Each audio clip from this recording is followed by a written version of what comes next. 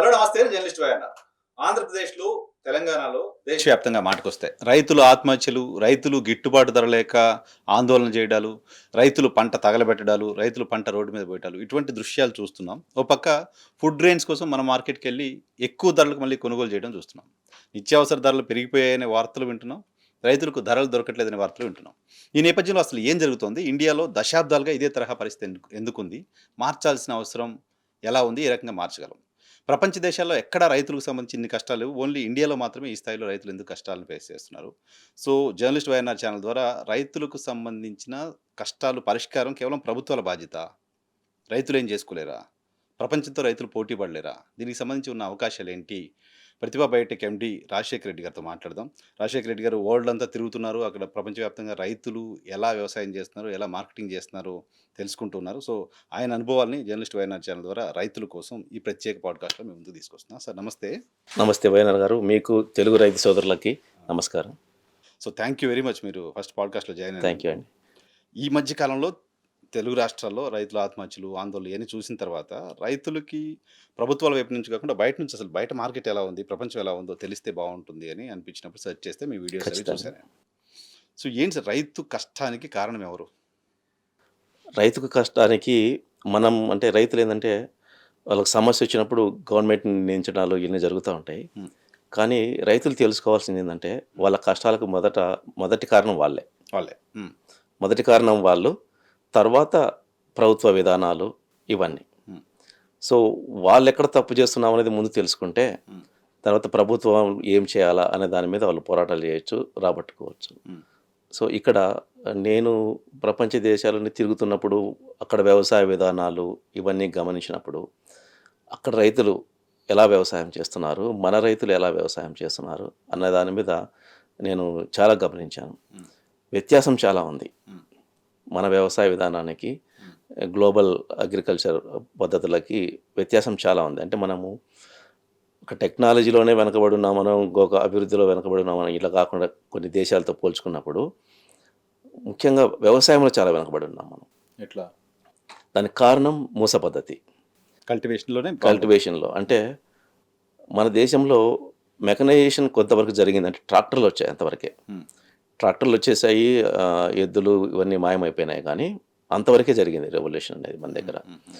కానీ విధానం వేరు. వ్యవసాయ విధానం అంటే కేవలం ట్రాక్టర్ని తీసుకొచ్చి చేయడం కాదు పద్ధతి. సో భూమి నుంచి మొదలెడితే మొక్కను పెంచే వరకు, దాని నుంచి దిగుబడి తీసుకునే వరకు, దాని నిల్వ వరకు ఏమేం పద్ధతులు ఉన్నాయో వాటిలో మార్పులు రావాలి. అందులో టెక్నాలజీ అనేది ఎంటర్ అయిపోవాలి. సో అక్కడ జరగట్లేదు మార్పు. సో ట్రాక్టర్ దగ్గర ఆగిపోయాం మనం అంతే. ట్రాక్టర్ దగ్గర, పవర్ స్ప్రేయర్ దగ్గర ఆగిపోయాం అంతే. ఎద్దు నుంచి ట్రాక్టర్కి వచ్చాం అంతే. కానీ మనిషి రైతు మాత్రం పాత రైతే ఉన్నాడు. పాత ఆలోచనలు, పాత విధానాలు ఇవే ఉన్నాయి, తప్ప నుంచి వేరే మార్పు లేదు. సో మన వాళ్ళు ఏంటంటే టెక్నాలజీ పెంచడం అంటే మెకనైజేషన్ అని అనుకుంటున్నారు. సో ఓన్లీ మెకనైజేషన్ వల్ల అగ్రికల్చర్లో మార్పు రాదు. అది ఏంటంటే లేబర్ను తగ్గిస్తుంది అంతవరకే. క్విక్గా ఏదైనా చేసుకోగలుగుతాం మెకనైజేషన్ వల్ల. కానీ ఒక మొక్కను పెంచడం అనేది దానికి మెకనైజేషన్కి సంబంధం లేదు. ఆ ప్రకృతి సంబంధించింది. దానికి సృష్టి ధర్మం ప్రకారం ఏం చేయాలనో ఆ పద్ధతులన్నీ చేయాల్సింది. ఏం చేయాలి? ఆ పద్ధతులు మన వాళ్ళు అందిపుచ్చుకోవట్లేదు. ప్లస్ ఇండియాలో ఉన్న వ్యవసాయ పరిశోధన సంస్థలు, పెద్ద పెద్ద సంస్థలు ఉన్నాయి కదా, ప్రభుత్వం నుంచి దాదాపు సంవత్సరానికి 5,000 కోట్ల పైన ఖర్చు అవుతుందని విన్నా నేను. రీసెర్చ్ సెంటర్, సబ్జెక్టు కరెక్షన్, 5,000 కోట్లు ఖర్చు అవుతుంది ఈ రీసెర్చ్ సెంటర్ అన్నిటికీ. కానీ అవుట్పుట్ ఏది, ఫార్మర్కి చేరిన అవుట్పుట్ ఏది అనేది నాకు ఇంతవరకు దొరకలేదు ఎక్కడే. కానీ మన రైతులతో చాలామందితో నేను మాట్లాడతాను, వాళ్ళకి మీటింగ్లు పెట్టినప్పుడు అడుగుతాను నేను, అంటే నీకు మన పరిశోధన సంస్థల నుంచి నీకు వచ్చిన టెక్నాలజీ కానీ, లేకపోతే నీకు వచ్చిన సీడ్ కానీ ఏదైనా ఉందంటే ఏమీ లేదు. సీడ్ కొన్న అన్ని ప్రైవేట్ కంపెనీస్, ప్రైవేట్ బ్రాండ్స్ ఇవే ఉంటున్నాయి. అంటే ఒక గవర్నమెంట్ రీసెర్చ్ సెంటర్ ఏదైనా ఇన్వెంట్ చేసి ఒక సీడ్ తీసుకొచ్చి దాన్ని బ్రాండ్గా చేస్తున్న దానికి ఎక్కువ మార్కెట్లో ఉండడం కానీ ఇంతవరకు లేదు. ప్రైవేట్ బ్రాండ్సే ఉంటాయి. సార్ రీజన్ నాకు అర్థం కాదు. అంటే దాదాపు 4,000 నుంచి 5,000 కోట్లు ఖర్చు పెడుతున్నప్పుడు వ్యవసాయ పరిశోధన సంస్థలన్నిటి మీద కలిపి కేంద్ర రాష్ట్ర ప్రభుత్వాలు అసలు వాటి అవుట్పుట్ అనేది రైతులకు చేరినప్పుడు మరి ఇంక మార్పు ఎలా వస్తుంది? అంటే అది అది చేర్చడం ప్రభుత్వాల బాధ్యత. మనం చేర్చడం ప్రభుత్వాల ఫార్మర్ మోస బాధ్యత. పద్ధతిలో చేయడం అనేది ఎలా నష్టం అది చేస్తుంది? చేరకుండా నాకున్న సమాచారం అయితే వాళ్ళు ఏదైనా ఒకవేళ ఇన్వెంట్ చేసినా, గవర్నమెంట్ రీసెర్చ్ సెంటర్లు ఏదైనా ఇన్వెంట్ చేసినా బ్యాక్ డోర్ నుంచి బయట ఒక ప్రైవేట్ సంస్థకి వెళ్ళిపోతుంది తప్ప నుంచి రైతుకు రాదని. ఓహ్! చాలా పెద్ద విషయం. ఆ, గవర్నమెంట్ రీసెర్చ్ రీసెర్చ్ చేసి సెంటర్లో గవర్నమెంట్ డబ్బులతో చేసి అది ప్రైవేట్ కంపెనీలకి ఇచ్చేస్తారు. ప్రైవేట్ కంపెనీస్కి బ్యాక్ డోర్ నుంచి వెళ్ళిపోతుంది అనేది నాకున్న సమాచారం. అంటే అందులో పనిచేస్తున్న కొంతమంది సైంటిస్టులు నాతో మాట్లాడిన జెన్యున్గా ఉన్న వాళ్ళు ఇదంతా ఇలా జరుగుతుంది మొత్తం. ఇంత ఇన్వెస్ట్ చేసి ప్రైవేట్ కంపెనీ రీసెర్చ్ చేయలేవు కూడా. చేయలేవు. అంత ఇన్వెస్ట్ చాలా ఇన్వెస్ట్మెంట్ అంతా ఎక్కువ జరుగుతుంది గవర్నమెంట్ ఇన్స్టిట్యూషన్స్లో, కానీ అవుట్పుట్ ఉండదు. అవుట్పుట్ ప్రైవేట్ కంపెనీస్కి వెళ్తుంది. ప్రైవేట్ కంపెనీస్కి వెళ్తూ ఉంటుంది. గవర్నమెంట్ కంపెనీ So, వచ్చే అవుట్పుట్ ఫార్మర్కి రావాలి. ఫార్మర్కి రావాలి. సో లేదా వాళ్ళు ఏదైనా తయారు చేసి సార్ దాన్ని షేర్ చేయడం ఇలా ఉండాలి, అవేర్నెస్ క్రియేట్ చేయడం అసలు ఏమి ఉండదు. ఓకే. ఆ సంస్థల మీద ఎందుకు ఇంత ఖర్చు పెడుతున్నాము, దాని నుంచి ఏమొస్తుంది, రైతుకి ఏం జరుగుతుంది, విధానంలో ఏం మార్పు వచ్చింది, ఎక్కడా మెజర్స్ లేవు. ఫార్మర్స్ ఫార్మర్స్ ప్రభుత్వాలతో సంబంధం లేకుండా మాట్లాడుతున్నాం. మూస పద్ధతి అంటే ఏంటి? ఇప్పుడు మన దగ్గర ఎకరాకి ఒక 35-40 బస్తాలు ఒడ్లు పండితే గొప్ప. అవును. చైనా లాంటి కంట్రీస్లో 70-80 వరకు పండిస్తారని విన్నాను నేను. అవును. ఈ ఈల్డ్ పెంచుకోవడానికి సంబంధించి ఏం చేయాలి రైతులు?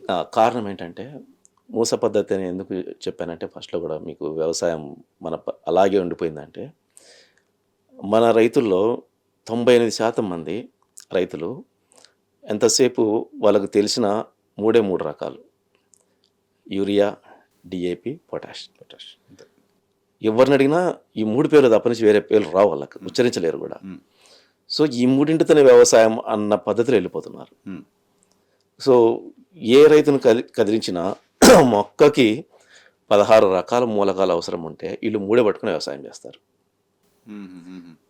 మనము ఎంత చెప్పినా ఒక 5% జనాల్లో కొద్ది గొప్ప అవేర్నెస్ ఉండి మిగతా వాటిని కూడా మొక్కకు అద్దిద్దాము టైమ్లీ అనేది కొంచెం ఉంది, కానీ మార్పు మిగతా రైతులు మనము ఎంత చెప్పినా వాళ్ళలో మార్పు రావట్లేదు.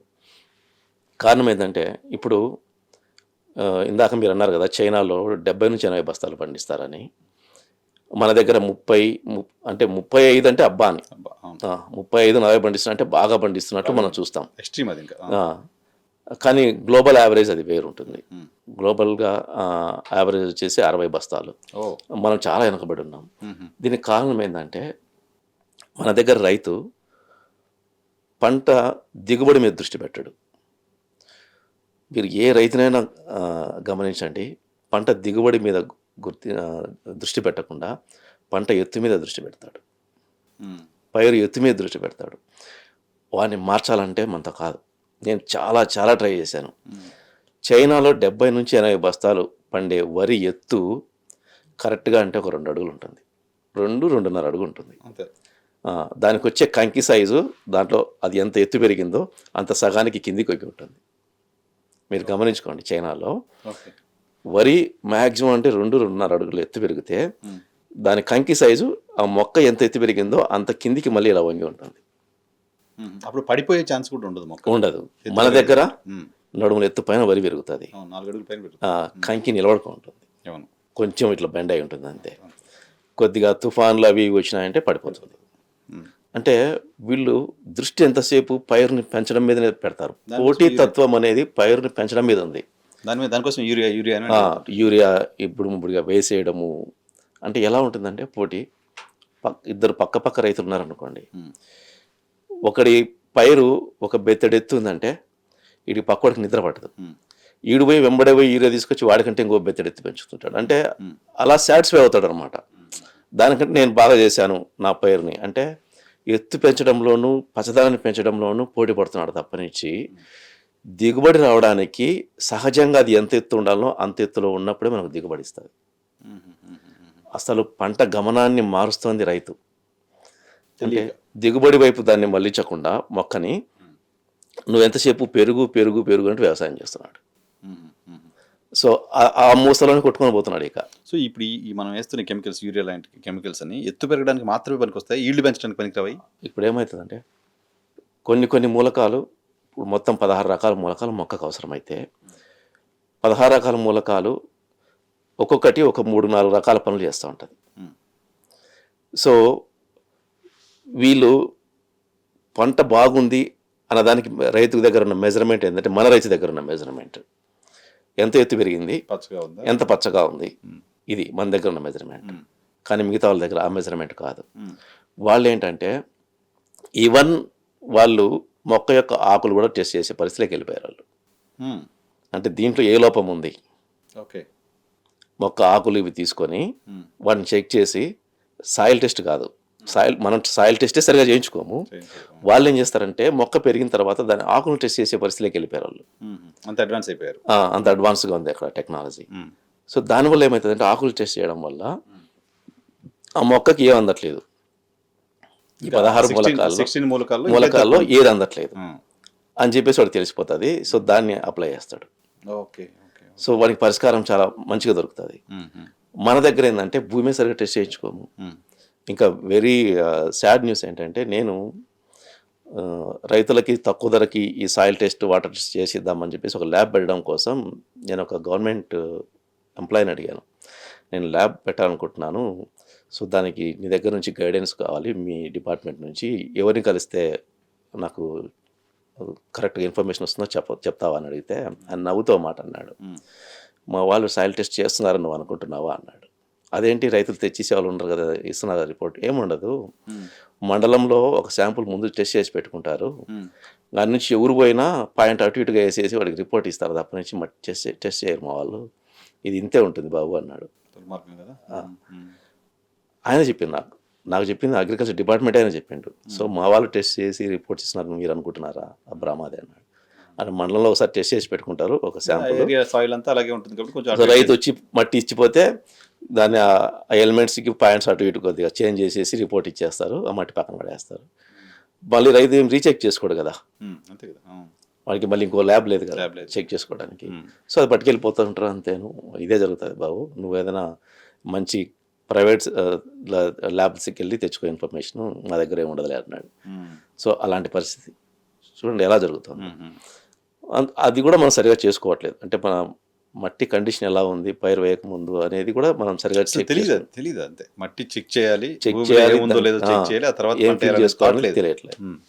సో అక్కడ ఫస్ట్ వెనకబడుతున్నాం, మట్టిని కరెక్ట్గా పెట్టుకోవడంలోనే వెనకబడిపోయాము, తర్వాత మొక్కని పెంచడంలో ఇంకా వెనకబడిపోయాం. కానీ ఇతర దేశాలు అలా లేదు. నేను కెన్యా లాంటి దేశాలు వెళ్ళిన ఫ్లోరికల్చర్ అక్కడ ఎక్కువ, అక్కడ చేస్తుంది కూడా మన ఇండియన్సే. 80% ఇండియన్స్ ఫ్లోరికల్చర్లో ఉండేది ఆఫ్రికన్ కంట్రీస్లో ఇండియన్సే ఉన్నారు.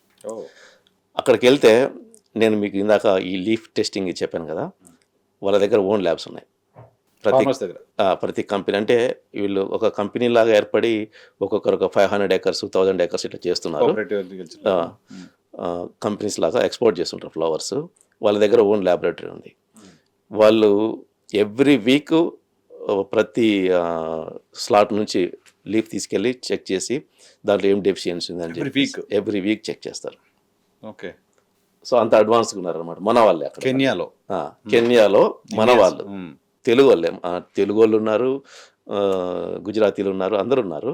బట్ వాళ్ళు అక్కడ చేస్తున్నారు ఆ పని, మనం ఇక్కడ చేయట్లే. సో ఈ రకంగా ప్రతిదీ మనం వెనకబడిపోయినాం. సో వీళ్ళు ఎంతసేపు సబ్సిడీలో వచ్చే యూరియా డిఏపీలు ఎంత పోయి కుమ్మరిస్తారు తప్పనిచ్చి, అవసరానికి మించేస్తారు తప్పనిచ్చి, మిగిలిన మూలకాల అవసరము దాన్ని అన్ని కరెక్ట్గా వేస్తేనే మనకు దిగుబడి వస్తుంది అన్న దాని మీద లేడు రైతు. 16 అందుతున్నాయా లేదనేది వాడు వేస్తున్నాడా లేదా చెక్ చేసిన లేదా అగ్రికల్చర్ డిపార్ట్మెంట్ మానిటర్ చేసే పరిస్థితి లేదు. ప్లస్ ఎత్తు పెంచడంలో కూడా వీళ్ళు చేస్తున్న తప్పేందంటే పెరిగే పద్ధతి కూడా ఒకటి ఉంది మొక్కకి. అంటే పెరగడం అంటే పొటెన్షియల్ గ్రోత్ అంటారు దాన్ని. పొటెన్షియల్ గ్రోత్ అని ఎందుకంటారంటే పునరుత్పత్తి చేసే శక్తితో మొక్క పెరగడం. మనకు కావాల్సింది పునరుత్పత్తి. మొక్కను పెంచుతున్నాము, మనం దేన్ని పెంచుతున్నాము, అది ఎక్కువ మనకు ఈల్డింగ్ ఇవ్వడం అంటే పునరుత్పత్తి. ధాన్యం కానీ కాయలు కానీ ఎక్కువ ఇచ్చే సామర్థ్యం రావడం కోసం మనం పెంచాలి మొక్కని. సో అది మొక్కను పెంచుతున్నప్పుడే రావాలి దాంట్లో ఆ శక్తి. పొటెన్షియల్గా ఉండాలి, పొటెన్షియల్గా అలా పెరగాలి. అంటే పూత రావాలి, పెరుగుదల దశ తర్వాతనే కదా పూత వస్తుంది.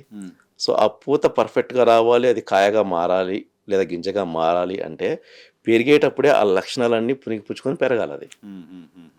సో మన వాళ్ళు పెంచుతున్న విధానం ఎట్లుంటుందంటే ఊరికి ఎత్తు పెరిగిపోతుంది అంతే. సో దాంట్లో ఈ లక్షణాలు ఉండవు. ఓకే. పునరుత్పత్తి లక్షణాలు, సామర్థ్యము తక్కువ ఉండేలా మనం పైరును పెంచుతున్నాం. ఇది రైతు గమనించట్లా. సో, దానికోసం మనం బిగినింగ్ నుంచి దానికి పెరిగేటప్పుడే ఏమేమి అందించాలా ఇవన్నీ చెప్పినా కూడా రైతులు ఎలా ఉంటారంటే, నేను ఇవి చాలా నేను సొంతంగా ఖర్చు పెట్టి చాలా చేశా ఫీల్డ్ మీద ప్రయోగాలు. హ్మ్. బాబు నువ్వు ఎత్తున పట్టించుకోవాకు. ఇలా చేస్తూ పో నీకు దిగుబడి బాగా వస్తదని చెప్పేసి కొంతమంది ఎడ్యుకేటెడ్ ఫార్మర్స్‌ని, పొటెన్షియల్ ఫార్మర్స్‌ని నేను స్టార్ట్ చేస్తే, వీళ్ళు ఒక అర్ధ ఎకరం తీసుకొని చేస్తున్నప్పుడు పక్కన వేసిన వరి రైతు వాడిది కొద్దిగా హైట్ పెరగగానే వీడికి టెన్షన్ స్టార్ట్ అయిపోతుంది. హ్మ్. హ్మ్. హ్మ్. నేను ఎంత కంట్రోల్ చేసినా వీళ్ళు ఆగట్లేదు. హ్మ్. సో, నేను వెనకబడి వాళ్ళు ఎగతాళి చేస్తున్నారు సార్ నన్ను. ఇదేంద్రా అట్టుంది అంటున్నారు సార్ నన్ను. అదేం పెరగట్లేదు ఏంద్రా అంటున్నారు సార్ నన్ను. అని ఏదో ఒక రోజు నాకు చెప్పకుండానే పోయి మళ్ళీ యూరియా గుమ్మరి చేస్తున్నాడు. ఓకే. ఓకే. ఓకే. స్టిగ్మా ఉంది. ఆ. మన పొలం సరిగ్గా లేదేమో. ఇట్లా. హ్మ్. కానీ కొంతమంది యువ రైతులు దాన్ని సరే ఆయన ఓపికగా వెయిట్ చేయమన్నాడు కదా అని చెప్పినట్టు నేను చేసుకుంటూ పోదాం అన్నోళ్ళు 54 బస్తాలకు తీసుకెళ్ళా నేను. 54 వస్తాయి. 54 బస్తాలకి. హ్మ్. ఫస్ట్ ఇయరే ఫస్ట్ టైం చేసిన వాడిని 54 బస్తాలు దిగుబడి తీసుకెళ్ళా. హ్మ్. ఒక 12 ఎకరాల రైతు నార్కట్పల్లి దగ్గర, నకిరేకల్ దగ్గర, నర్సాపేట నకిరేకల్ దగ్గర 12 ఎకరాల రైతు ఒక అర్ధ ఎకరం నేను చేసి చూపిస్తే రైతులందరూ మీటింగ్ పెట్టి చూపిస్తే అందరు చాలా బాగా వచ్చింది దిగుబడి అన్నారు. నెక్స్ట్ ఇయర్ అదే రైతు మళ్ళీ అది పాటించాడు. ఓకే. అదేదో ప్రయోగం చేసినట్టుంది వాళ్ళకి అంతే. అంతే. మన రెగ్యులర్ పనిలో దాన్ని అడాప్ట్ చేసుకుందాం అనేది లేదు. చేసుకుందామని ఇంకోటి ఇప్పుడు మీరు మాట్లాడుతుంటే మేము అగ్రికల్చర్ ఫ్యామిలీస్ నుంచి వచ్చాం కదా. పత్తి సాగు చేస్తున్నప్పుడు ఎక్కువ పూత రావాలంటే ఓ మందు కొడదాం. ఆ మందు కొడితే ఎక్కువ పూత వస్తుంది. లేకపోతే ఆ పర్టికులర్ సీడ్ వాడితే ఎక్కువ ఈల్డ్ వస్తుంది. ఇది ఎక్కువ ఉంటుంది. సాయిల్లో ఏముంటుంది, మనం ఏమి ఇస్తున్నాం దానికంటే ఆ విత్తనం వాడడం వల్ల ఎక్కువ ఈల్డ్ వస్తుందా, పూత రావడం కోసం మందు జీన్స్లో ఉంటుంది కొంత. అంటే ఒక రకం కంపెనీ సీడ్ కొంచెం దిగుబడి ఎక్కువ ఇస్తుంది అనేది దాంట్లో ఉన్న జీన్ పరంగా దిగుబడి ఉంటుంది. కానీ పూత రావడానికి మందులు లేవు. నేను పత్తికి పూత రావడం కోసం మందులు కొట్టడం మేము కూడా కొట్టాం. అది తప్పు. పత్తికి పూత రావడానికి మందులు స్ప్రే చేయాలనేది నానుడిగా సాగుతోంది. కాపు రావాలంటే ఒక మంది అంటాడు, ఆడేదో ఇస్తాడు. ఆడికి పాండిత్యం తెలియదు, ఈడికి పాండిత్యం తెలియదు ఇక్కడ. సో అన్నిటికీ గ్రోత్కి సంబంధించిందే పడతారు. మీరు ఒకటి గమనించారు లేదో, ఏ డీలర్ అయినా సరే ఒక రైతు వెళ్ళి నాకు పూత రావడానికి ఒక మంది ఇవ్వు అంటే ఆడు పెరుగుదల వచ్చేది ఇస్తాడు. దానికి గ్రోత్ ప్రమోటర్ అంటారు. అది మాత్రమే ఇస్తాడు. అది తీసుకెళ్ళి కొడతాడు. పచ్చగా రాగానే పని చేసింది అంటాడు. పని చేసిందని వేస్తాడు. రైతు కూడా అంతే. రైతు ఒకటి తీసుకెళ్ళి స్ప్రే చేసిన తర్వాత దాని పనితనాన్ని దేంట్లో చూస్తున్నాడు అంటే పెరుగుదలలోనే చూస్తున్నాడు. మళ్ళీ విజిబుల్ డెవలప్మెంట్ లా కనపడుతుంది. అది ఒక్కటే కనిపిస్తుంది. సో అంటే నత్రజని, మెగ్నీషియం సల్ఫేటు ఇవి వాడితే పెరుగుదల వస్తుంది. సో దాన్ని క్యాష్ చేసుకుని చాలా కంపెనీలు ఏం చేస్తున్నాయంటే ఏమి ఇచ్చినా అందులో పెరుగుదలకు సంబంధించినవి కలిపేసి ఇచ్చేస్తున్నారు. ఓకే. రైతును మభ్యపెట్టడం కోసం. సో రైతు వచ్చి గొడవ చేయడు. సో అది స్ప్రే చేయగానే ఒక 4 రోజులకి పచ్చగా గ్రోత్ కనపడిందా లేదా అంతే. వాడు అదంతా మర్చిపోతాడు దాన్ని. తర్వాత సార్ మేజర్గా ఫార్మర్ సూసైడ్స్కి గ్రామీణ ప్రాంతాల్లో మేము చూస్తుంది ఎక్కువగా పెట్టుబడి భారం పెరిగిపోతుంది. పెట్టుబడి ఇప్పుడు మిర్చి ఒక ఎకరా వేసాడంటే పెట్టుబడి 70,000, 80,000, ₹1,00,000 కూడా పెట్టుబడులు పెట్టేదాకా వెళ్ళిపోతున్నారు. పెట్టుబడి భారం పెరగకుండా తగ్గడం కోసం ఏం చేయాలి? దీనికి కారణం ఏంటంటే మెయిన్ వ్యవసాయ విధానమే కారణం. అంటే మొక్క దానికి అందాల్సినటువంటి పోషకాలన్నీ సక్రమంగా దాన్ని స్టేజ్ని బట్టి పెరిగే సమయంలో, పూత సమయంలో, కాయ సమయంలో దానికి ఏమేమి అందాలనో అవన్నీ తెలుసుకొని అందించినప్పుడు మొక్కకు తెగులు కూడా రావు. ఇప్పుడు మనము కోవిడ్ టైంలో ఒకటి మనతో పోల్చుకుందాం సింపుల్. కోవిడ్ టైంలో మనకు విపరీతంగా సేల్స్ వచ్చింది విటమిన్ ట్యాబ్లెట్స్కి. అందరూ వరుస పెట్టి ట్యాబ్లెట్స్ ఈవెన్ అవి దొరకడం కూడా కష్టమైపోయింది. అంత ప్రైస్ కూడా పెంచినా కూడా మొత్తం అందరం వెళ్ళి మనం విటమిన్ ట్యాబ్లెట్స్ మీద డిపెండ్ అయ్యాం. అవి అన్నీ వేసుకున్నాం. విటమిన్ అంటే పోషకమే కదా. అంటే ఒక వ్యాధిని కంట్రోల్ చేయడం కోసం, రాకుండా ఉండడం కోసం ప్రికాషనరీగా మనము విటమిన్స్ అవి ఇవి వాడతాం. ప్లస్ మనకి ఏదన్నా కంటి చూపు తగ్గిందంటే పలానా విటమిన్ లోపం అని అదేనే అంటాం కదా. మొక్కకు కూడా అంతే. రైతు అర్థం చేసుకోవాల్సింది ఏంటంటే దానికి ఒక రోగం వచ్చిందంటే ఫస్ట్ ఒక డెఫిషియన్సీతో రోగం స్టార్ట్ అయి ఉంటుంది. అంటే ఒక పోషక విలువల లోపంతోనే తెగులు అనేవి స్టార్ట్ అవుతాయి. సో ఆ తెగులు రాకుండా ఉండాలంటే ఏం చేయాలి? పరిపుష్టిగా దానికి అన్ని రకాల పోషకాలు అందించాలి. అక్కడ వెనుకబడుతున్నాం మనం. అక్కడ వెనుకబడి తెగులుగా మారిన తర్వాత ఆ తెగులును కంట్రోల్ చేయడానికి ట్రై చేస్తున్నాం. ఓకే. రోగం వచ్చినప్పుడు డాక్టర్కి డబ్బులు ఎక్కువ పెడుతున్నాం, అది తినడానికి ఎక్కువ పెట్టట్లే. అది సమస్య అది. అక్కడ ప్రాబ్లం. చాలా మంది చెప్పేది అదే కదా, మనం ఎంతసేపు ఇంట్రెస్ట్గా మనిషి ఏం తినాలా అనే దానికి చెప్తున్న ఎక్కువ ఛానల్స్ చూస్తాం, మనం ఎక్కువ మంది వీడియోలు చూస్తుంటాం. కానీ ఫార్మర్స్ ఏంటంటే ఆ మొక్కకి ఏమి ఇవ్వాలనేది వీడియోలు చూడరు. Very true, very valid. అది చూడరు అనమాట. సో దానికి కరెక్ట్గా పోషకాలు దాని దశను బట్టి అందిస్తే దాని జోలికి తెగులు రావు, పురుగులు రావు. అది బలవర్తకంగా ఉంటుంది కాబట్టి మొక్క దేనైనా ఎదుర్కోగలుగుతుంది. రెసిస్టెన్స్ వస్తుంది కదా మొక్కలో. చిన్న చిన్న తెగులు ఏదైనా వచ్చినా దాన్ని తట్టుకోగలుగుతుంది. ప్లస్ ఆ చిన్న తెగులు వచ్చినా సరే నువ్వు తక్కువ ఖరీదు పెట్టి ఒక తెగులు మందు స్ప్రే చేసినా కంట్రోల్ లేకొస్తుంది. ఎప్పుడైతే నువ్వు దానికి బలమైన పోషకాలు అందించకుండా, సరైన పోషకాలు అందించకుండా కేవలం తెగులు మీదనే దృష్టి పెట్టి ఆ తెగుళ్ళ మందులని నువ్వు 3 రోజులకు ఒకసారి స్ప్రే చేసినా సరే అది కంట్రోల్ కాదు. ఓకే, ఓకే, కంట్రోల్ కాదు. అందువల్ల మన వాళ్ళు ఏం చేస్తారంటే ప్రతి 3 రోజులకు ఒక స్ప్రే చేస్తారు. అవును. సో దానివల్ల పెట్టుబడి పెరిగిపోతుంది. సో వాళ్ళు మీకు చెప్పా కదా, వాళ్ళు వీక్లీ వన్స్ ఆకును చెక్ చేసి ఏం లోపం ఉంది అని చెప్పేసి వెంబడే దానికి అంటే కింద ఎరువులు ఏమి ఇవ్వాలా అనేది దాని మీద దృష్టి వాళ్ళకి. గ్రోత్ను బట్టే కదా మొక్కలు టెస్ట్ చేసుకొని ఆ దశలో ఏముండాలో అవి లేవు అనేది చెక్ చేసుకొని దాన్ని అందిస్తాడు వెంబడే. సో దానివల్ల ఏమవుతుందంటే వాళ్ళకు తెగులు అనేది రావు, దిగుబడి పెరిగిపోతూ ఉంటుంది, మంచిగా క్వాలిటీ కూడా వస్తుంది, కీపింగ్ టైం ఉంటుంది. అంటే మెయిన్ రైతులు దృష్టి పెట్టింది ఏంటంటే కీపింగ్ టైం అంటే నిల్వ సామర్థ్యం. మన రైతు పండించే పంటకి దిగుబడికి నిల్వ సామర్థ్యం ఉండదు. రీజన్ విదేశాల్లో పండించే రైతు తన పంట సపోజ్ టొమాటో మనం కట్ చేసామనుకోండి, 2-3 రోజుల తర్వాత దాని పని కథం. ఫ్రిడ్జ్లో పెట్టకపోతే 2-3 రోజులు కథం అయిపోతుంది బయట ఉంటే. అదే టొమాటో బయట వాళ్ళ దగ్గర కనీసం అంటే కనుక 1 వీక్ నుంచి 8 డేస్ వరకు వస్తుంది బయటే ఉంటే, ఫ్రీజ్ చేయకుండానే. దాని నిల్వ సామర్థ్యం అంటారు. దానికి కారణం ఏంటంటే దాంట్లో మనం కట్ చేసినప్పుడు ఆల్రెడీ దానికి తెగులుకు సంబంధించిన అవశేషాలు ఉండిపోతున్నాయి. అది హార్వెస్ట్ చేసినా సరే దాని మీద దాడి చేసి అది తొందరగా పాడైపోతుంది, కుళ్ళిపోతుంది. సో హార్వెస్ట్ చేసే టైంకి దాంట్లో అవశేషాలు ఏవి, తెగులుకు సంబంధించిన అవశేషాలు ఏవి ఉండకూడదు. సో ఇది మన వాళ్ళ దగ్గర లేదు. కట్ చేస్తున్నామా, మార్కెట్కి తీసుకెళ్తున్నామా, ఆడ దాన్ని ఆపుకోలేక వెంటనే ప్రెజర్కి అమ్మేసి ఏ ధర ఉంటే ఆ ధర దాన్ని అమ్మేసుకొని బయటపడిపోతున్నారు. ఓకే, ఇప్పుడు మోస పద్ధతి వదిలేయాల్సిన అవసరం ఇది. మీరు మోస పద్ధతి వదిలేస్తే కొంచెం బ్రెయినీతో పని చేయగలిగితే దిగుబడి పెరుగుతుంది. ఒక్కటి తెలుసుకోవాల్సింది ఏంటంటే, నేను ఇది ఒక నానుడిగా చేసుకోవాలా రైతులు అని చెప్పేసి పెడుతున్నా. అధిక ఎత్తు, అధిక ఆకులు, అధిక పచ్చదనం వ్యవసాయ నాశనానికి దారితీస్తాయి.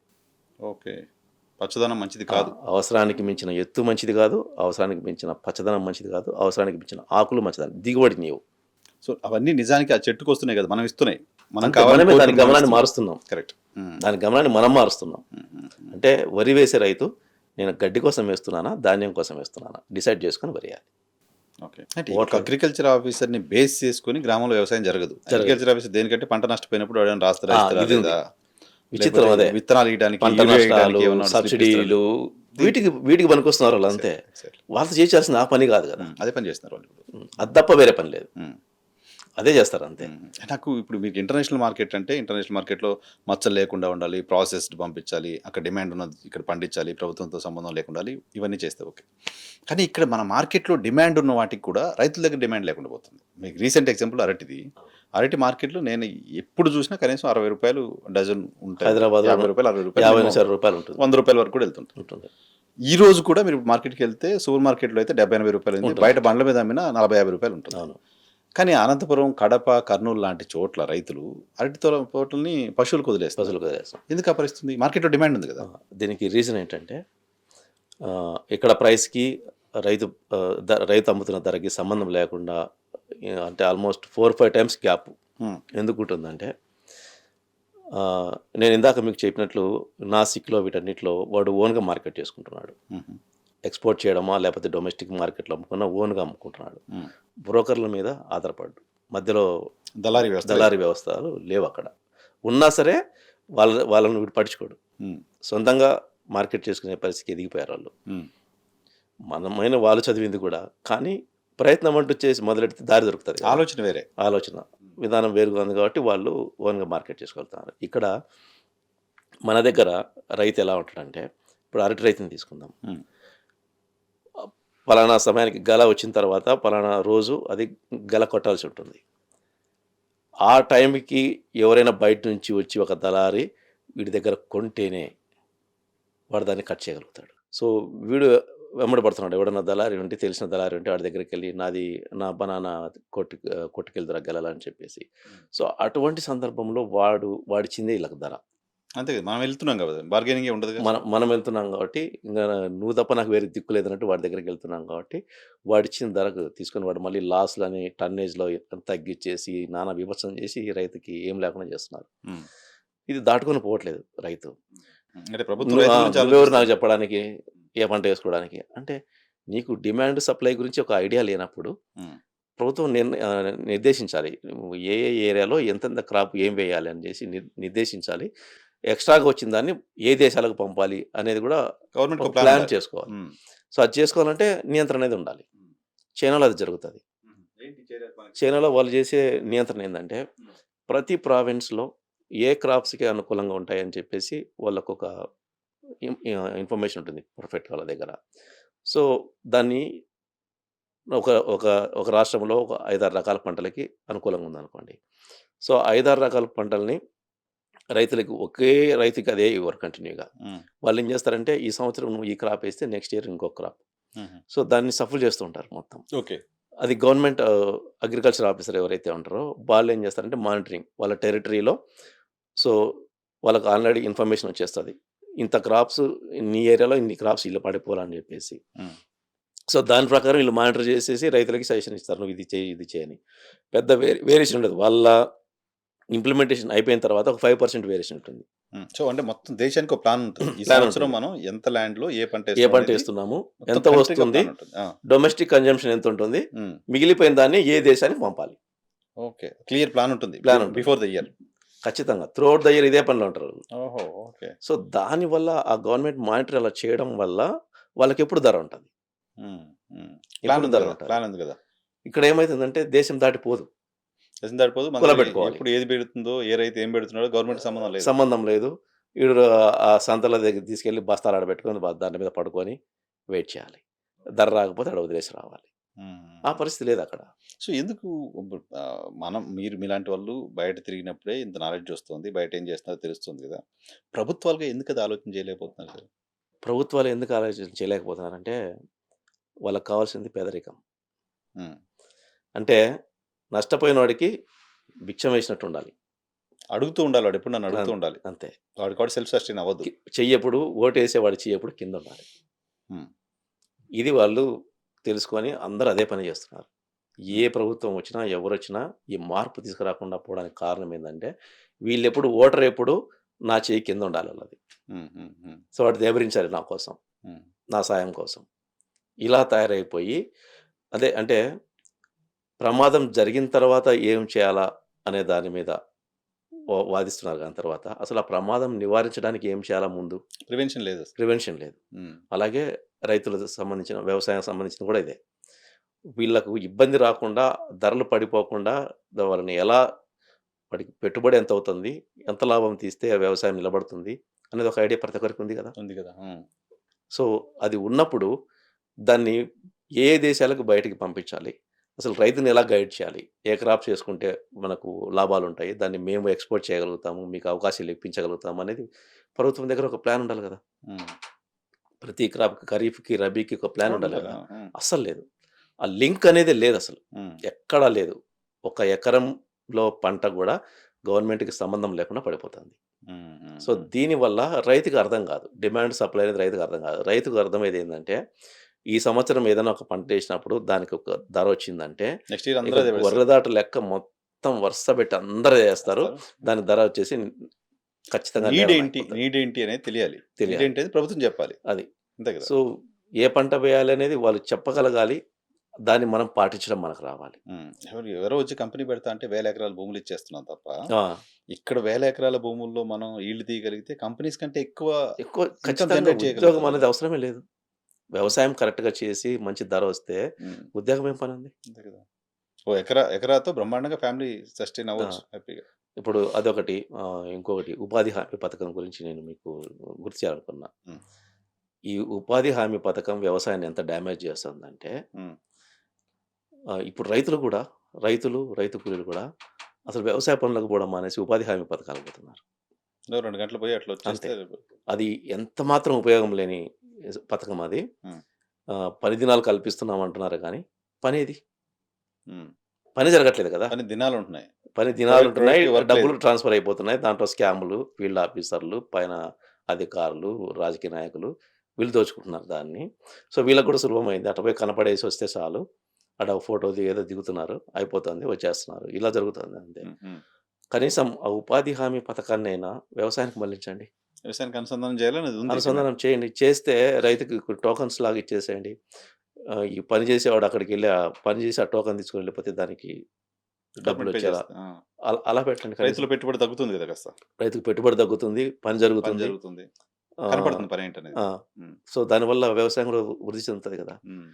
ఇది సంబంధం లేకుండా బయట పెట్టడం వల్ల ఉపాధి హామీ పథకం అనేది ఉమ్. అసలు నేను చూస్తూ ఉంటా. 10 బయలుదేరుతున్నారు ఉమ్. పల్లెల్లో. ఉమ్. మళ్ళీ 11, 12 కల్లా మళ్ళీ ఇంట్లో ఉంటున్నారు. ఉమ్. సో, వాడు వేరే పనికి పోవట్లా. అంటే పథకం ఓకే, చాలా మంది పేదరికంలో ఉన్నారు, నో నో తినడానికి ఓకే, నో నో బట్ దాన్ని మనం ప్రాపర్ గా వాడుకోవాలి. ప్రాపర్‌గా వాడుకోవట్లేదు కదా! చెయ్యి. ప్రొడక్టివ్ వాడుకోవాలి. పేదలకు చెయ్యి. ఉమ్. తప్పేం లేదు. ఉమ్. కనీసం పనివ్వాలి. ఒక 5 గంటలు పని చేయాలి కదా! ఉమ్. 4, 5 గంటలు పని చేయాలి కదా! ఉమ్. ఉమ్. చేయాలి. దానికనే కదా నువ్వు ఇస్తున్నావు అవును, డబ్బులు. అవును. ఉపాధి హామీ పథకం అంటే ఒక 4, 5 గంటలు ఏదైనా పని చేసి దానికి నువ్వు ఇస్తున్నావు. పని కల్పించి. ఉమ్. కానీ అదే వ్యవసాయంలో కల్పించు. ఉమ్. అదే అండి, వాళ్ళు దీనికి లింక్ చేయగలిగితే లింక్ చేయగలిగితే రైతుకు తగ్గుతుంది. సో, వ్యవసాయం మెరుగుపడుతుంది. సో, ఇలా చాలామంది అంటే బాధపడతారు కానీ అన్నప్పుడు ఈ ఉపాధి హామీ పథకం సోమర్థనం పెరిగిపోతుంది. ఉమ్. పని చేయకుండా డబ్బులు వస్తున్నాయి అనే గ్రామాల్లో దానికి వెళ్ళిపోయారు. కూలీలకు డిమాండ్ పెరిగిపోయింది, కూలీలు దొరకట్లేదు దొరకట్లేదు. వ్యవసాయ పనులకి. రైతు ఏమో 500, 600 పెట్టాల్సి వస్తుంది. ఉమ్. ఆడికేమో నేను గంట పోయి అట్లా పోయి కనపడేస్తే చాలు కదా! ఉమ్. నాకు 180 రూపీస్ 200 అయితే వస్తుంది. ఉమ్. అలా గంట కనపడేస్తే చాలు కదా! ఇలా. Right. సో, ఉపాధి హామీ పథకం కూడా వ్యవసాయాన్ని చాలా దెబ్బతీసింది. వ్యవసాయానికి లింకప్ చేయగలిగితే లింకప్ productive గా చేయగలిగితే బెనిఫిట్ అవుతుంది. ఉమ్. చేయనప్పుడు వదిలేస్తే బెటర్. వదిలేస్తే better. వదిలేయటం అంటే చాలా మందికి మళ్ళీ అంటే ఒకటి ఏమవుతుందంటే మనము ఉపాధి హామీ పథకం వల్ల కొంతమందికి మేలు జరుగుతుంది కదా అనుకుంటున్నాం కదా! కానీ ఎప్పుడైతే మనం వ్యవసాయాన్ని చివరికి పక్కన పెట్టాల్సి వస్తుందో ఆ పరిస్థితి వచ్చినప్పుడు ఏంటి? వ్యవసాయాన్ని కిల్ చేస్తున్నాం అందరం కలిసి, ఉమ్. తెలియకుండా అప్పుడు ఎవరు పేదవాడిని ఎవరు చూసుకోవాలి? వ్యవసాయంలో ఉండే వాళ్ళంతా మధ్యతరగతి, దిగువ మధ్యతరగతి వాళ్ళే కదా! మరి వాళ్ళని ఎవరు చూడాలి? మళ్ళీ తర్వాత వాళ్ళ బాగోగులు ఎవరు చూడాలి? వ్యవసాయమే కుంటుపడిపోతే తినడానికి అదే కదా కావాలి. ఎవడు ఏం పని చేసినా ఇప్పుడు తినాలి కదా సాయంత్రానికి. చాలా ఏరియాల్లో, చాలా ప్రదేశాల్లో కౌలు కూడా అవసరం లేదురా నాయన, నా భూమి పాడవకుండా నువ్వు వ్యవసాయం చెయ్యి అంటే కూడా కౌలు కూడా ఒప్పుకోవట్లేదు, రావట్లేదు, వ్యవసాయం చేసే వాళ్ళ సంఖ్య తగ్గిపోతుంది. తగ్గిపోతుంది.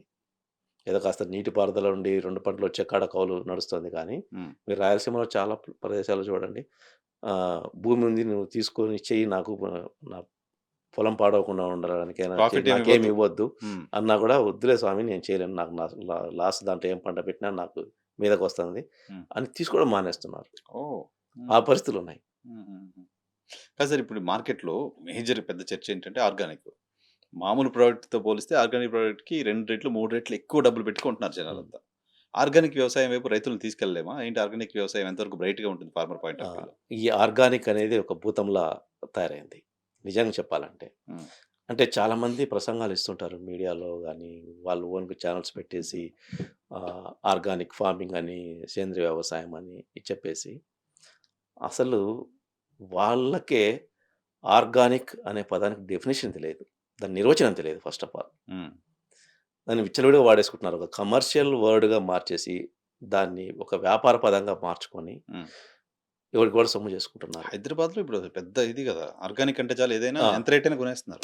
అంటే అందరికి తెలియాల్సింది ఏంటంటే అసలు మొక్క ఎటువంటి సేంద్రియ ఎరువును తను గ్రహించదు, తీసుకోదు, దానికి అవసరం కూడా లేదు. మొక్కకు కావాల్సింది పోషకాలు. కానీ సేంద్రియ ఎరువు కానీ సేంద్రియ పదార్థం కానీ కావాల్సింది కేవలం భూమికి మాత్రమే, మొక్క కాదు. ఇది చెప్పరు రైతుకి, అది చెప్పేవాడికి ఇది లేదు. సరే, భూమికి ఇస్తే అక్కడ నుంచి మొక్కకు వచ్చి దానివల్ల క్రాప్ బాగుంటుంది. భూమికి ఎందుకు ఇవ్వాలంటే భూమిలో అంటే సేంద్రియ ఎరువులు ఎందుకు ఇస్తామంటే కర్బన శాతాన్ని పెంచడం కోసం ఇస్తాం. అది చెప్పాలి ఫస్ట్ రైతుకి. భూమిలో కర్బన శాతం పెరగాలి అంటే భూమిలో ఉన్న కర్బనాన్ని మొక్క తీసుకోదు, ఖచ్చితంగా తీసుకోదు. మనకు అందరికీ తెలిసింది ఏంటంటే ఎవరిని అడిగినా చెప్తాం. మొక్కలు కార్బన్ డయాక్సైడ్ తీసుకుంటాయి, ఆక్సిజన్ విడుదల చేస్తాయి. హ్మ్. Carbon dioxide CO2. హ్మ్. కార్బన్ డయాక్సైడ్ తీసుకొని ఆక్సిజన్ బయటికి పంపిస్తున్నాయంటే కర్బనాన్ని లోపల పెట్టుకుంటాయి. హ్మ్. అంటే మొక్క గ్రహించే కర్బనం అనేది అది శ్వాసక్రియ ద్వారా కార్బన్ డయాక్సైడ్ లోపలికి తీసుకొని కర్బనాన్ని లోపల పెట్టుకొని ఆక్సిజన్ బయటకు వెళ్తుంది. Taking from the air, not from the eight earth. అది దాని ప్రక్రియ అది. దాని జీవన ప్రక్రియ అది. నువ్వు వేరే రకంగా నేను కర్బనాన్ని అందిస్తాను తీసుకో అంటే మొక్క తీసుకోదు. హుహు. అది శ్వాసక్రియ ద్వారా తీసుకున్న కార్బన్ డయాక్సైడ్‌లోంచి ఉన్న కర్బనాన్ని మాత్రమే తీసుకొని ఆక్సిజన్ బయటకు పంపిస్తది.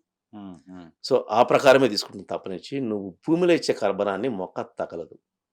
అది తీసుకోదు గూడా. గ్రహించదు ఓకే. అది. ఓకే. అటువంటి ప్రక్రియ దాంట్లో ఉన్నప్పుడు దాని జీవన విధానమే అదైనప్పుడు, సైన్స్ అదైనప్పుడు హ్మ్. నువ్వు కింద సేంద్రియం ఇస్తే పైన సేంద్రియం కాస్తది అని చెప్పడము ఎంత ఓకే. దుర్మార్గమైన చర్య అంటే ఇది. అరే! ఇది పెద్ద మార్కెట్ కదా సార్ ఇప్పుడది. తప్పు. ఆ! అంటే పదం మార్పిడి జరిగింది. హ్మ్. మనకు గావాల్సింది రెసిడ్యూ ఫ్రీ. అంటే విష రసాయనాలు లేని పంట మనకు కావాలి. హ్మ్. దానికి ఆర్గానిక్ అనే పదం తగిలిచ్చారు. హ్మ్. తప్పది. What is the word, actual word? విష రసాయనాలు లేనటువంటి అంటే residue free. Residue free. Okay. Residue free అని ఉండాలి. హ్మ్. సో, దాని బదులు ఆర్గానిక్ అని తీసుకొచ్చేసి హ్మ్. మొత్తం నాశనం చేసేసారు. హుహు. అంటే కింద ఆర్గానిక్ ఇస్తే పైన ఆర్గానిక్ వస్తది. హ్మ్. అవును. అదే కదా ఇప్పుడంతా చర్చ. రైతులు అందరూ అట్లా పడిపోయి దాంట్లో మొక్కకు వేరే పోషకాలు అందించకుండా కేవలం సేంద్రియ ఎరువులు లేకపోతే సేంద్రియ పదార్థాలు ఇవి మాత్రమే ఉపయోగించేసి కొన్నాళ్ళు చూస్తారు. ఒక 2, 3 సంవత్సరాల తర్వాత దిగుబడులు పడిపోతాయి. దానికి మచ్చలు, రకరకాల రోగాలు చాలా చూడడానికి కూడా బాగుండవు. హ్మ్. సో, వీళ్ళేం చేస్తున్నారు ఆర్గానిక్ ప్రొడక్ట్‌లని పెట్టేసి అమ్ముతున్న వాళ్ళు అవి చూడడానికి బాగుండవు కాబట్టి చూడడానికి బాగుండేవి ఏవి ఉన్నాయో అవి తీసుకొచ్చి ఆ ప్లేస్‌లో పెట్టేసి అమ్మేస్తున్నారు అంతే.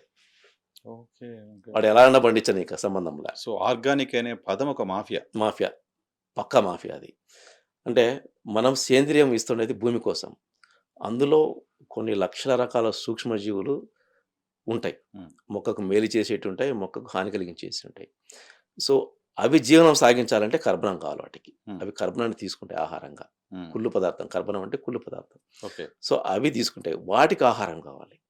So, okay. మనం కర్బనం ఇస్తున్నది వాటికి. హ్మ్. సో, అది చెప్పగలగాలి రైతుకి. హ్మ్. అట్లా కాకుండా నువ్వు కింద కర్బనం ఇస్తే మొక్క తీసుకుంటుందంటే తప్పు కదా! హ్మ్. హ్మ్. హ్మ్. తగలదది. ఈ మొక్క మొత్తం తగలదు. సైకిల్‌లో ఎక్కడా గూడా మనం ఇస్తున్న భూమికిస్తున్న కార్బన్. మొక్కకు అవసరం లేదు. ఆ!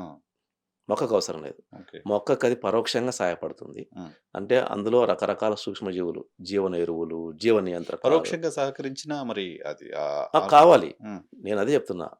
సేంద్రియం కావాలి. కానీ దేనికి ఇస్తున్నాము? దానివల్ల ఉపయోగాలేంటి కరెక్ట్‌గా చెప్పు నువ్వు. ఓకే. మనం ఇస్తున్నది సేంద్రియం భూమికి. భూమికే ఇవ్వాలది. మొక్కకి కాదు. హ్మ్. భూమికే ఇవ్వాలి. అంటే మొక్క వేస్తున్న భూమి ఆరోగ్యంగా ఉండాలి. హ్మ్. సో, అక్కడ చెడు కలిగించే సూక్ష్మజీవులు అవన్నీ చనిపోవాలంటే వాటిని చంపే సూక్ష్మజీవి ఇంకోటి భూమిలో పెరగాలి. హ్మ్.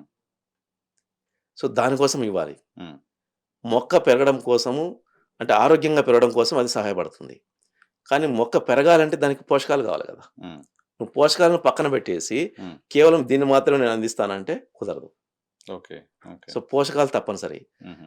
అంటే నేను నా వ్యవసాయ విధానం ONBA అని ఒకటుంది. హ్మ్. సేంద్రియ మరియు పోషక పదార్థాల సమతుల్య వ్యవసాయం. Hmm. Organic and nutritionally balanced agriculture. Hmm. దాంట్లో నేను చెప్పేది ఒకటే. సేంద్రియం భూమి కోసము, పోషకాలు మొక్క కోసం. హుహు. నేనేమన్నా పాయింట్ ఏంటంటే సేంద్రియం భూమికివ్వడం వల్లే మొక్కకు పోషకాలొస్తాయి. రాదు.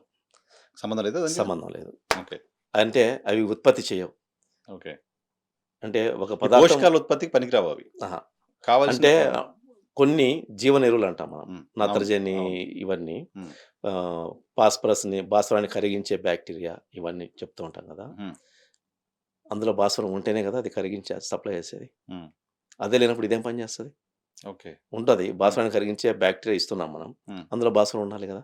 హుహు. ఉంటే అది దాని పని అది చేసుకుంటూ పోతుంది. ఓకే. ప్లస్ నత్రజనిని గ్రహించే బ్యాక్టీరియా చెప్తుంటాం. హ్మ్. అజిటోబాక్టర్ అని, రైజోబియం అని. వీటి పనేందంటే ఇవి రిలీజ్ చేసే ఒక ద్రవము గాలిలో ఉండే నత్రజనితో N2తో రియాక్షన్ అయిపోయి అది భూమిలోకొచ్చి మొక్కకు అందుతుందని. హుహు. నిజమే అందుతుంది. కాదనం. కానీ మన భూమిలో మన అత్యధిక ఉష్ణోగ్రత నమోదయ్యే మన ప్రాంతంలో వాటి పనితనం ఎంతవరకు? వాటి పరిధి ఎంత? హుహు. ఇది తెలుసుకొని మనం రికమెండ్ చేయాలి ఫార్మర్‌కి. హుహు. 30 డిగ్రీల లోపు ఉన్నప్పుడే అవి పనిచేస్తాయి. ఉష్ణోగ్రత 30 డిగ్రీల లోపు ఉన్నప్పుడే అవి పనిచేస్తాయి. అది హ్మ్. కూడా సక్రమైన వాతావరణం భూమిలో ఉంటే. హ్మ్. భూమిలో నానా రకాల కెమికల్స్ అన్నీ ఏంటవి పడేసి, హై టెంపరేచర్స్ ఇవన్నీ నమోదవుతున్నప్పుడు, మనం ఎంత కర్బనం ఇచ్చినా సరే, ఎంత కర్బనం ఉన్నా సరే, అక్కడ సూక్ష్మజీవులు డెవలప్ కావు. ఓకే. ఓకే. ఓకే. అవి డెవలప్ కావు. హుహు. అత్యధిక ఉష్ణోగ్రత వల్ల గూడా అవి నివసించడానికి అనువుగా ఉండదు భూమి. హ్మ్. మన దేశంలో. హుహు. సో, అవి సమ్మర్ వచ్చిందనుకోండి, మన వాళ్ళేం జేస్తారు, పెద్ద పెద్ద మడకలేసేసి పెద్ద ఫ్లవ్ ట్రక్కులతో వేస్తాం గదా! తోవేసి మొత్తం అంతా భూమిని ఆరబెట్టేసి ఉన్నదాన్ని ఉన్నదాన్ని గూడా చంపేస్తారు. చచ్చిపేస్తాం. ఆ! మనకిదొక ప్యాషన్ అయిపోయింది రైతులకి. అవును. సో, అంటే రైతు తెలుసుకోవాల్సిందేంటంటే, సేంద్రియం ఉండాలి, పోషకాలుండాలి. ఈ రెండిటిని సమతుల్యత పాటించాలి. పోషకాలు ఎక్కడి నుంచి ఇస్తాం మనం? పోషకాలు మన భూమిలో ఆల్రెడీ ఉందనుకోండి, హ్మ్. మనం ఇవ్వాల్సిన అవసరం లేదు. కానీ టెస్ట్ చేసినప్పుడు ఏవైతే లేవో, ఎంత మోతాదులో లేవో, మనకెంత అవసరమో ఆ పైరుకి, దాన్ని మనం అందించాల్సిందే. హుహు. హుహు. వేరే మార్గం లేదు. నువ్వు సేంద్రియ ఎరువు ద్వారా నేను పోషకాలు అందిస్తున్నాను అని అంటే ఆ భ్రమ పక్కన పెట్టు. ఓకే.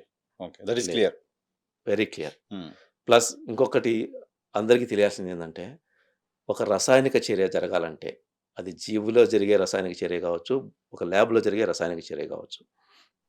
జీవిలో జరిగే రసాయనిక చర్య జీవ రసాయనిక చర్య అంటారు అంతే. అది కూడా రసాయనిక చర్యే. హ్మ్. సో, మొక్కలో జరిగే ఒక జీవ రసాయనిక చర్యలో పాల్గొనే ఈ పోషకాలు ఏవైతే ఉన్నాయో, ఇవి కూడా అయాన్స్ రూపంలో ఉంటాయి. హుహు. Plus, minus. యానయాన్స్, క్యాటయాన్స్ ఇలా ఉంటాయి. హ్మ్. సో, మొక్క గ్రహించేదే ఒక రసాయనిక రూపంలో గ్రహిస్తది. హ్మ్. అందులో 16 మూలకాల్లో 8 ప్లస్ ఉంటాయి, 8 మైనస్ ఉంటాయి. హుహు. సో, ఇవి పోయి మొక్కలో చేరినప్పుడు కొన్ని కొన్ని దశల్లో, కొన్ని కొన్ని భాగాల్లో రసాయనిక చర్యలో పాల్గొంటాయి. హ్మ్. సో, అక్కడెక్కడ వేరే సేంద్రియం అని ఇంకోటని ఎక్కడ లేదు. ఓహ్! మొక్కలో జరిగే రసాయనిక చర్యల్లో, జీవ రసాయనిక చర్యల్లో మనం కింద నుంచి వచ్చే కర్బనం పైకెళ్ళి పార్టిసిపేట్ చేయదు. హుహుహుహు. గాలి నుంచి తీసుకునే కర్బనమే, కార్బన్ డయాక్సైడ్‌లోని కర్బనమే ఆ కిరణజన్య సంయోగక్రియలో పాల్గొంటుంది. హ్మ్. సో, కిరణజన్య సంయోగక్రియలో పాల్గొనే కర్బనం గాలి నుంచి వస్తుంది. హ్మ్. భూమి నుంచి రాదు. ఓకే. ఓకే. అసలు తీసుకోదది. హుహు. మొక్క ఎటువంటి కర్బనాన్ని కింద నుంచి తీసుకోదు. ఓకే. సో, ఆర్గానిక్ పేరు మీద మొత్తం అన్నీ ఆమె దోపిడీ, పడేస్తున్నారు సార్ దోపిడీ. మోసం. ఓకే. సో, జనాలు కూడా బ్లైండ్‌గా ఆర్గానిక్ అంటే కొనేస్తున్నారు ఆ! అంతే ఇంక. కొనేస్తున్నారు. కానీ అది నిజంగా రెసిడ్యూ ఉందా? లేదా? టెస్ట్ చేసుకునేదానికి ఎవరికీ ఉండదు గదా! లేదు. హ్మ్. అవకాశం లేదు గదా! హ్మ్. హ్మ్. హ్మ్. సో, ఆ రకంగా మోసం చేసేస్తున్నారు అంతే. హుహు. అంటే చాలామంది రైతులు ఆర్గానిక్ వ్యవసాయం చేస్తూ దాన్ని వదిలేసి మళ్ళా ఇటువైపు వచ్చిన వాళ్ళు, నష్టపోయి వచ్చిన వాళ్ళు చాలామందితో నేను మాట్లాడా. పెద్ద పెద్ద రైతులతో. హ్మ్. ఆహ్, మీరిందాకన్నారు రాజకీయ నాయకుడు పెద్ద ఫామ్‌లో చేసి తర్వాత దీని వైపు హ్మ్. మళ్ళీ దాన్ని వదిలేసారు. అవును. దిగుబడులు రావట్లేదని. దానికి కారణం ఏందంటే, మనం ఆహారం దేనికి తీసుకుంటాం? కూరగాయలు, ధాన్యము ఏదైనా మనం తీసుకునేది పోషకాలు రావడం కోసం. అందులో ఉన్న పోషకాలు మనం తీసుకోవడానికి కదా! హ్మ్. ఆ పోషకాలు ఎక్కడి నుంచొస్తాయి? ఊరొచ్చు కదా! మొక్క భూమి నుంచి మొక్కలోంచి. తీసుకునేది కదా! హ్మ్. సో, ప్రతి సంవత్సరము 2 పంటలు లేదా దాని నుంచి మనం పంటను తీసుకుంటున్నప్పుడు, అందులోంచి పోషకాలు మొక్క గ్రహించి, వచ్చిన ధాన్యాన్ని, పంటను మనం తింటున్నాం. హ్మ్. సో, దాంట్లోంచి పోతూనే ఉంది కదా! నిరంతరము ఆ పోషకాలనేవి బయటికెళ్ళిపోతున్నాయి కదా! వెళ్ళిపోతున్నాయి. అవును. సో, దాన్ని రీఫిల్ చేయాలా లేదా? డెఫినెట్‌గా. ఆ సైకిల్ మనం ఫిల్ చేయాలా లేదా? హ్మ్. అది ఫీల్ చేయకుండా నేను కేవలం సేంద్రియ కర్బనాన్ని ఇస్తాను అంటే ఎట్లవుతది? హుహుహుహుహు. ఏదైతే మొక్క తీసుకుంటూ పోతుంటుందో ప్రతి సంవత్సరము, ప్రతి పంటకి బయటికెళ్ళిపోతూనే ఉంటుంది. హ్మ్. పంట వ్యర్థాల రూపంలో బయటికెళ్ళిపోతాది. కూరగాయలు, పండ్లు, ధాన్యం రూపంలో బయటికెళ్ళిపోతా ఉంటది. ఆ పోషకాలన్నీ బయటికెళ్ళిపోతున్నాయి గదా! భూమిలో ఇవే గదా అన్నీ. హ్మ్. అవును. అక్కడి నుంచి కదా తీసుకుందది. మళ్ళీ భూమికి మనం పోషకాలే ఇవ్వాలి. అందించాలి గదా! హ్మ్. దాన్ని బ్యాలెన్స్ చేయాలా లేదా నువ్వు? ట్రూ. అది చెయ్యకుండా హ్మ్. ఎప్పుడైతే నువ్వు కేవలం నేను సేంద్రియ ఎరువులు మాత్రమే ఇస్తాను హ్మ్.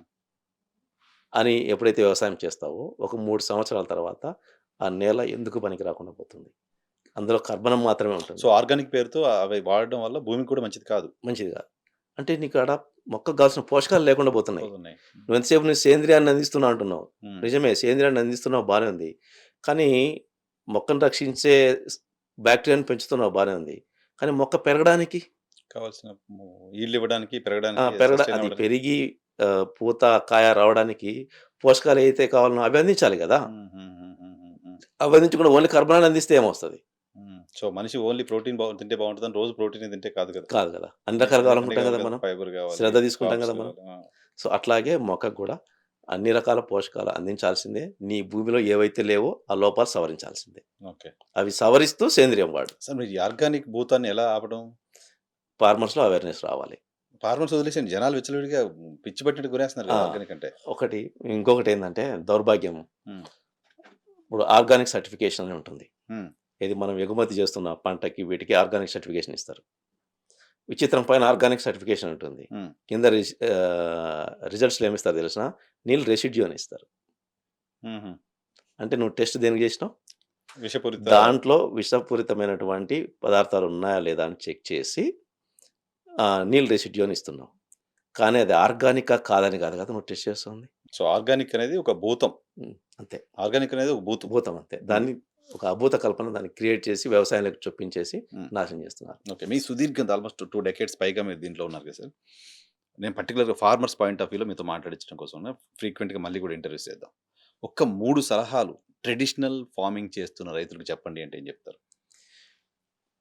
రైతు ముఖ్యంగా తెలుసుకోవాల్సింది ఏందంటే కేవలం యూరియా, డీఏపీ, పొటాష్‌లు వీటితో వ్యవసాయం అవుతుందనేది పక్కన పెట్టేసి మనము సేంద్రియ ఎరువులని ప్లస్ రాసాయనిక ఎరువులని రెండిటిని సమతుల్యం పాటిస్తూ భూమి కోసం సేంద్రియం వాడండి. తర్వాత మొక్క కోసం పోషకాలు అందించండి. అది కూడా పోషకాలు అందించేటప్పుడు దశను బట్టి ఏ ఏ పోషకాలు ఎంత మోతాదులో అందించాలి. నువ్వు కరెక్ట్‌గా అందించినప్పుడు నువ్వు ఎటువంటి నష్టాన్ని చూడకుండా, ఎటువంటి పెట్టుబడి పెరగకుండా, మొ ఎటువంటి రోగాలు నీ పైరు జోలికి రాకుండా నువ్వు దిగుబడిని తీస్తావు. ఓకే. క్రాప్ వస్తుంది. మొక్క బా పెరుగుతుంది. పెట్టుబడి తగ్గుతుంది. రోగాలు రావు. పెస్టిసైడ్స్‌కి సంబంధించిన పెట్టుబడి ఉండదు. తగ్గిపోతుంది. ఓకే. సో, అది చేయాలంటే నువ్వు వ్యవసాయం గురించి తెలుసుకోవాలి. తెలుసుకోవాలి. తెలియదు నీకిప్పుడు. అంతా ఏమనుకుంటారంటే, నాకు మించి వ్యవసాయం నీకేమొచ్చు ఆ! అన్నట్టుంటారనమాట. ఆ! ఆ! ఈగో ఎక్కువ. హ్మ్. చాలామంది రైతులకి ఈగో ఫార్మర్ ఎక్కువ అంత ఉంటుంది. తొందరగా ఆ! ఈరోజు అది పక్కన పెట్టి హ్మ్. నీకు నిజంగానే నీకు నిజమైన వ్యవసాయం తెలియదు. హ్మ్. సో, తెలుసుకో. తెలుసుకొని సేంద్రియం వాడాల్సిందే. భూమి కోసం వాడాలి. పోషకాలు మొక్కకు అందించాల్సిందే. తప్పనిసరి. ఆ పోషకాలు అందించాల్సింది అది మొక్క తీసుకునేదే రసాయనిక రూపంలో తీసుకుంటుంది. హ్మ్. అది లోపల జరిగేటివి రసాయనిక చర్యలే. కాబట్టి నువ్వు రసాయనం అనే దాన్ని బూతుగా చూడొద్దు. సో, చూడకుండా మొక్కకు ఆ పైరుకి ఏం అవసరమో ఆ భూమిలో నీవు లేనప్పుడు వాటిని ఫిల్ చెయి. ఓకే. ప్లస్ దశను బట్టి మొక్కకు ఏ పోషకాలు ఎంత మోతాదులో అందించాలో అంతే అందించు. హ్మ్. ఎక్కువ అందించినా సమస్యే, తక్కువ అందించినా సమస్యే. బ్యాలెన్స్‌గా ఉండాలి. ఎక్కువ అందిస్తే దాని గమనాన్ని నువ్వు మారుస్తావు. హ్మ్. అంటే ఎత్తు పెంచడం లాంటివి. పూత రావాల్సిన సమయంలో నువ్వెళ్ళి యూరియా ఎక్కువేసావనుకోండి, పూత రాదు. హ్మ్. అది పెరిగే వైపు మల్లుతుంది. హ్మ్. నువ్వేమిస్తే అది చేస్తదది. హ్మ్. సో, పూత రావాల్సిన సమయంలో నువ్వు నత్రజని అధికంగా ఇచ్చావనుకో, హ్మ్. అది ఇన్‌బాలన్స్ అయిపోయి, సో, అది పెరగడమే ఒక్క పనిగా పెట్టుకుంటుంది అంతే. హ్మ్. పూత రాదు. హ్మ్. సో, సో, ఒకటి పోషకాలు ఇవి ప్రాపర్‌గా అందించాలి. 2 మార్కెటింగ్ మార్కెటింగ్ తెలుసుకోవాలి. తెలుసుకోవాలి. మార్కెటింగ్ తెలుసుకోవాలంటే నీకు స్వేచ్ఛ కావాలి. హ్మ్. లేదా నీకు ప్రభుత్వం స్వేచ్ఛ ఇవ్వలేదు. నీకు స్వేచ్ఛ ఉన్న ప్రొడక్ట్‌లు ఎంచుకో. 2 పంట మార్పిడి. పంట పంట మార్పిడి ఎంచుకోవడం. జరగాలి. హ్మ్. నువ్వుకున్న భూమిని విభజించుకో. ఒకే పంట వెయ్యకు.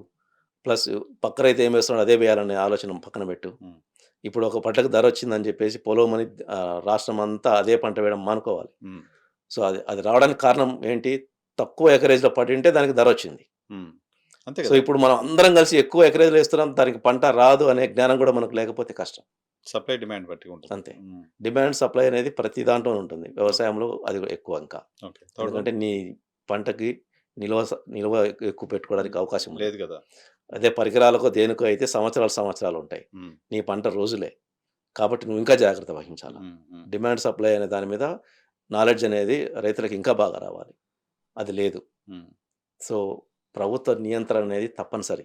హ్మ్. ఈ క్రాపింగ్ చేయాలి తప్పనిసరి. దేశం మొత్తం ఈ క్రాపింగ్ చేయాలి. ఇది సెంట్రల్ గవర్నమెంట్ టేకప్ చేయాలి. యాక్చువల్ స్టేట్ గవర్నమెంట్స్‌తో లింకప్ అయ్యి దేశం మొత్తం ఏ రాష్ట్రాల్లో ఏ ఏ పంటలు ఎంత వేయించాలి. సో, ఎక్కువగా వస్తున్న ఆ పంటని బయటికి ఎలా పంపించాలి? అది ఏ గవర్నమెంట్ దేశాలకు చేస్తుంది. పంపాలి? బట్ మనం రైతు కూడా ఆలోచన చేయాల్సిందే. రైతు ఆలోచన చేయాల్సిందే. ఆ దిశగా ప్రభుత్వాలు ప్రయత్నం చేయాల్సిందే. Third one. Third one. అది జరగట్లేదు. హ్మ్. అది జరగకపోవడానికి కారణం ఏందంటే, వ్యవసాయం చేసే రైతు కూడా వీళ్ళ చేతుల్లో ఉండిపోవాలి. అదే గవర్నమెంట్స్‌కి ఆలోచన గవర్నమెంట్‌కుంది. బట్ అంతే. దాని నుంచి బయటికి రావాలన్న ఆలోచన రైతు చేయాలి. రైతు చేయాలి. హ్మ్. కొన్ని ఎగ్జాంపుల్స్ ఉన్నాయి ఇండియాలో. ఆ! హర్యానా ఫార్మర్స్ కావచ్చు, వాళ్ళు నాసిక్ ఫార్మర్స్ కావచ్చు. చాలా మంది వాళ్ళకేమి ఎగ్జాంపుల్స్ ఉన్నాయి. వాళ్ళేందంటే, మాకెటు ఈ ప్రభుత్వం స్వేచ్ఛనివ్వదు. హ్మ్. సో, స్వేచ్ఛ మాకెక్కడుందో దాంట్లోనే మనం వ్యవసాయం చేద్దాం. హ్మ్. గ్లోబల్ మార్కెట్‌కి వెళ్ళడానికి మనకు ఏ ఉత్పత్తులైతే మనం పండిస్తే ప్రభుత్వంతో సంబంధం లేకుండా మనం సొంతంగా పోయి మార్కెట్ చేసుకోగలుగుతామో, ఆ పంటలే వాళ్ళేస్తున్నారు. ఓకే. నియంత్రణ లేని పంటలేస్తున్నారు. హ్మ్. సంపాదించుకుంటున్నారు.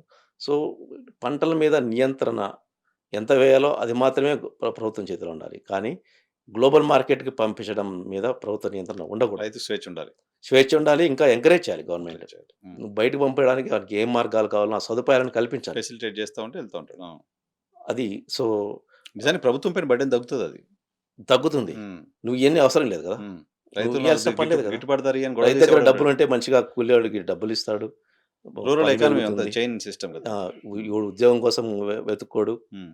ఇప్పుడు అదే కదా! హర్యానా, నాసిక్ ఏరియాల్లో ఉండే రైతులు హ్మ్. వాళ్ళు ఉద్యోగాలు చేసిన పని లేదు మాకంటారు కదా! హ్మ్. అవును. మాకు ఉద్యోగాలు చేసిన పని లేదు. సంపాదించుకుంటున్నారు.